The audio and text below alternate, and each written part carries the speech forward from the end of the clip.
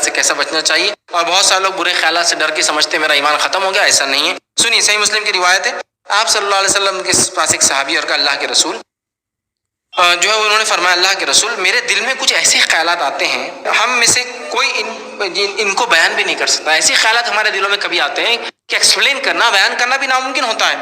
تب نبی اکرم صلی اللہ علیہ وسلم کو فرمان کہا کیا واقعی اسی طرح ہوتا ہے کہ برے خیالات آتے ہیں؟ انہوں نے کہا، اور کہا کیا تم اس کو اپنے جی میں برا بھی سمجھتے ہو؟ مطلب ایسا ارے نہیں غلط خیالات اچھے نہیں ہیں. تو کہا ہم بالکل اس کو جی میں برا سمجھتے ہیں. تو کہا یہ تو واضح ایمان کی دلیل ہے تمہارے پاس. بہت سے لوگ خیالات آئے نا وسوسے آتے تو نماز پڑھنا چھوڑ کیوں؟ بہت آ رہے وسوسے. یہ تو ایمان کی دلیل ہے تمہارے. گندے گندے وسوسے آتے. صحابی نے کیا کہا ایسے وسوسے آتے خیالات کہ آپ کو تو ہم بیان بھی نہیں کر سکتے. تو کہا ایسے ہی ہے پکا؟ تو کہا یہ تو واضح ایمان کی دلیل ہے. تو شیطان آتا ہے، شیطان ایمان والوں کے پاس آتا ہے نا. سنیے دوسرا واقعہ.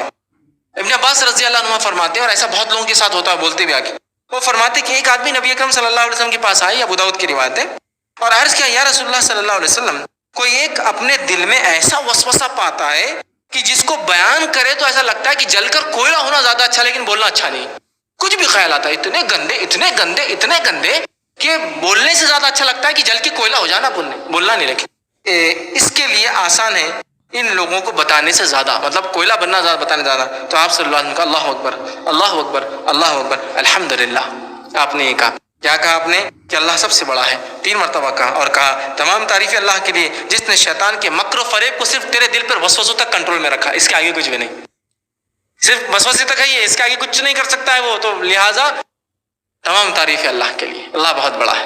بچ گئے تم کہ شیطان نے صرف وسوسوں تک خیالات تک تم کو شکنجے میں لیا ہے، اس کے آگے وہ تم کو کچھ نہیں کر پایا. الحمدللہ الحمدللہ بڑی بات ہے. تو جن لوگوں کو وسوسے آتے ہیں نا ان کے لیے پھر شیطان نے پناہ مانگی اللہ سے، اعوذ باللہ من الشیطان الرجیم پڑھیے. اسی طرح شیطانی خیالات کو رحمانی خیالات سے چینج کیجیے.